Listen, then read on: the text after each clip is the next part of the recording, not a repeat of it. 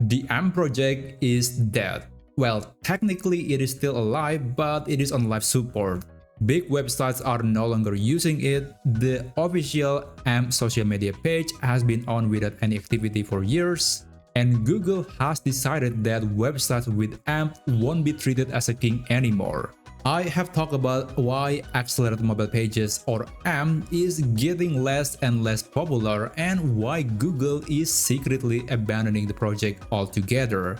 But in short, AMP was problematic to begin with. It forces you to maintain two separate versions of the website. It is very limited and difficult to customize. And most website technologies are pretty fast these days that the speed of AMP is no longer a selling point. But there are quite a lot of websites still using AMP and kinda reluctant to move away because the risk of losing some valuable traffic. And I can understand that. I started teaching AMP about 2 years ago, and at the time there weren't many people doing it, so it was a risky endeavor. I kept checking the progress to see whether or not there was a traffic decline. I'm also constantly monitoring the error on Google Search Console, and generally it was quite stressful. But fortunately, there was no negative impact on the website after disabling AMP. The traffic remains stable and all the links are still up on Google. I have been transitioning away AMP on multiple websites, and here's how you can do it safely on your WordPress website. But disclaimer, this is a general guide on how to disable AMP on WordPress. Your site could have a unique configuration that might not be covered in this video, so please talk with professionals before proceeding. Basically, there are 5 steps that you have to go through until your website is AMP free.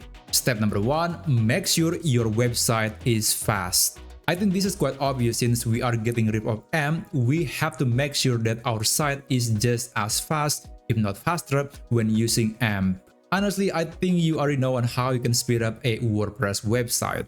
You can use a faster hosting, use CDN, compress images, enable caching, etc. But if you want to go further beyond the obvious, I have created a video showing dozens of more speed optimization that most people didn't know. If you want to make your WordPress website even faster, you should check it out. Anyway, let's move on. Step number 2, add redirect for AMP pages. We don't want people that are visiting AMP pages to be greeted by a 404 error message. We want to make sure that the AMP pages are redirected to the normal or mobile pages. To do this, you can install a redirection plugin, or if you're using RankMath, you can use its redirection module. They are basically the same thing. From here, add a new redirect, set the source URL to be this format, and then set it to be regex or regular expression. On the destination field, insert your site URL with this format. Basically, it is just your normal domain name with the $sign at the end. And then make sure the status is active and click Add Redirection. Now, to test if the redirection is working, you can visit an AMP version of a post. Usually it ends with the /AMP on its URL. If the page redirects you to the normal page, it means the redirection is working. You can test this on more pages just in case, but if everything is working, we can move on to the next stage. Step number 3, the waiting game. In about 2 days after adding the redirection, you will receive an error message that says reference URL is not AMP. This is actually normal as Googlebot is being redirected to our normal page and thus no longer viewing the AMP version. You will see the number of error pages getting higher and higher and probably will make you very nervous. But as long as the redirection is still in place, there is nothing to worry about. This process could take 1 or even 2 months, but from my experience, it's usually less than 3 weeks. At this point, Google might learn that your site no longer wants to use AMP. After the number of AMP pages in Search Console is close to 0, we can move on to the next step. Step number 4, deactivate the AMP plugin. Now that Google recognizes the normal page is the valid version, you can deactivate the AMP plugin used in your WordPress website. It is important to deactivate the plugin so it no longer creates an AMP version of your new post. but always make sure that your site doesn't use any feature from the plugin. And then finally, on the step number 5, fix the Search Console error. Remember, the reference URL is not AMP error message? Well, even though Google knows that you are no longer using AMP, it is always a good practice to fix the issue on Google Search Console. You can click validate and wait for it to evaluate all your pages.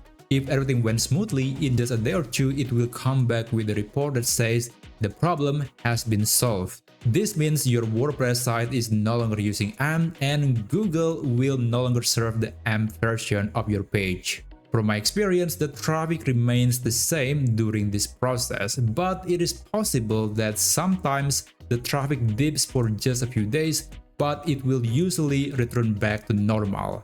And that's why I said it's probably going to make you nervous, and I recommend to talk to professionals if this is gonna be your first rodeo. But even after you finish all the steps without any problem, I still recommend checking out the analytics to see if there is any anomaly that needs to be addressed. And also monitor the site speed, because now you are in full control of the website performance without the help of AMP. So make sure that you are using high performance hosting.